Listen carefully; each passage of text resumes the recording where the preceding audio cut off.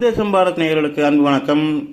தமிழ்நாட்டில் கடந்த 2 நாட்களாக செல்ஃபி எடு ஆட்டையை போடு அப்படிங்கிற விஷயம் தான் ட்ரெண்டிங்கில் போயிட்டு இருக்குது. அதை எல்லாரும் பேசிட்டு இருக்கிறாங்க. பேசிட்டு ரைட், சந்தோஷம். நம்ம வேற ஒரு விஷயத்தை பார்ப்போம்.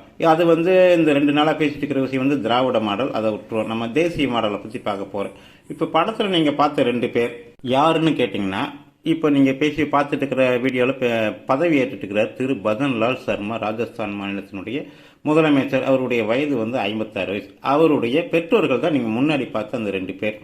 மிக சாதாரண எளிய குடும்பத்திலிருந்து வந்த திரு பதன்லால் அவர்கள் சின்ன வயசுல மிகவும் சிரமத்தை சந்திச்சிருக்கிறார்.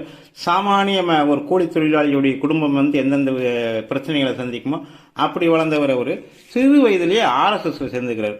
அதன் மூலமா படிக்கணுங்கிற எண்ணம் அந்த RSS வகுப்புகள்ல அவர் கிடைச்சிருக்கு. அரசியல் பொருளாதாரம் படிச்சுக்கிறார். அங்க இருக்கிற RSS பிரமுகர்களுடைய உதவியால அரசியல் பொருளாதாரம் கல்லூரியில் முதுகலை பட்டம் வாங்கியிருக்கிறாரு. அப்ப அவரு கல்லூரி காலத்திலேயே அகில பாரதிய வித்யார்த்தி பரிஷத், அதாவது RSS உடைய மாணவர் அமைப்பு, அந்த அமைப்புகளுடைய செயல்பாடுகளில் தீவிரம் காட்டி ஒரு இளம் தலைவரை அப்பவே உருவெடுத்துக்கிறாரு. தொடர்ந்து கல்லூரி காலம் முடிந்ததுக்கு அப்புறமா பாரதிய ஜனதா கட்சியில் தன்னுடைய பணியை சுமார் 30 ஆண்டு காலம், அவருடைய வயது 56, 30 ஆண்டு காலத்துக்கு மேல பாஜகவில் அவர் களப்பணியில் இருந்துக்கிறாரு. 4 முறை மாநில பொதுச் செயலாளர் இருந்துக்கிறார். யோசிச்சு பாருங்க, 4 முறை அவர் மாநில பொதுச் செயலாளராக ஒரு பெரிய கட்சிக்கு பாஜகவில் இருந்தும் கூட அவர் நாடாளுமன்ற உறுப்பினரோ சட்டமன்ற உறுப்பினராகவோ இதுவரைக்கும் ஆகல. தொடர்ந்து யாராவது வேலை செய்வாங்களா இப்படி ஒரு அமைப்புல? MLA சீட்டும் கேட்டதில்லை, MP சீட்டும் கேட்டதில்லை. அப்படி ஒரு சாதாரண ஒரு பதவி மோகம் இல்லாத ஒரு ஆளை இன்னைக்கு முதலமைச்சர் அறிவிச்சுக்கிறாங்க. அது அவருக்கே தெரியாது.